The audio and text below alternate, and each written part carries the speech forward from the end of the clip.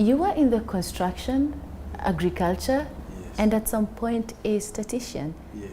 At what point did you realize that you want to venture into the banking sector? We went through a Rotary program, in fact, which is why I'm a Rotarian actually, by the way. So we went through this program, and they said, okay, write a list of where you want to be. And so I said, oh, we're all right. I mean, I'm doing sciences, I'll do medicine, and I'll do, either if I don't do medicine, then I'll do pharmacy.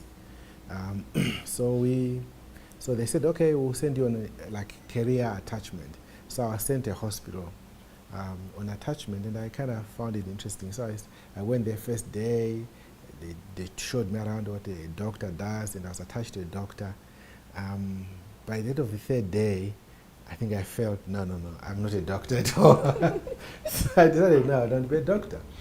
So they did a whole profile of me then, in a kind of, where they do psychometrics and profile you, and they said, well, you probably do well in banking or economics and things like that. So I said, okay, I will try and do that. Did you bring in some of the lessons that you learned from the other sectors into the banking sector? Yes. Even up to now, I always do. Like one of the things that I did when I finished high school before I went to university, I did a diploma in engineering survey.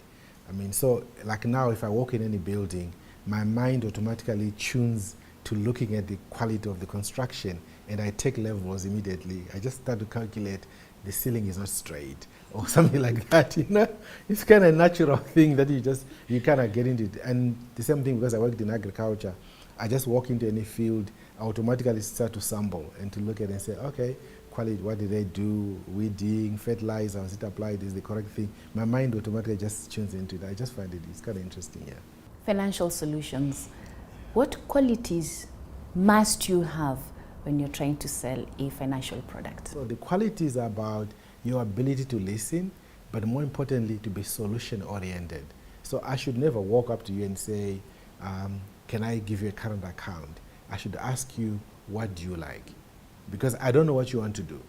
So I have to give you a solution which meets your lifestyle and your aspirations and your dreams. So I would never sell, but I would provide a solution.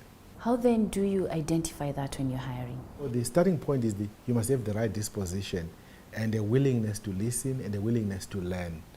In fact, what we always tend to forget is that when you go and try and sell a product, as you put it, to someone, it's actually more about learning about what they want than it is about you selling them the solution. So it is about you sitting down with them, hearing what they want, understanding their aspirations, and then say, I can offer a solution to this because this is why. How do you deal with a disappointed client or a customer? A disappointed client means that they have an unmet need. So the starting point is to understand what is that need that has not been met. Because I can be nice and charming to you, but if I don't provide it, it doesn't help. Like somebody said to me the other day, it's like a father shouting to children about table manners when there's no food. You can't have a debate about table manners when there's no food. So even if I'm charming and nice to you, if I'm not meeting the need that created the problem in the first place, I've not solved the problem. Give me just one principle that you work with in your day-to-day operations. Belief.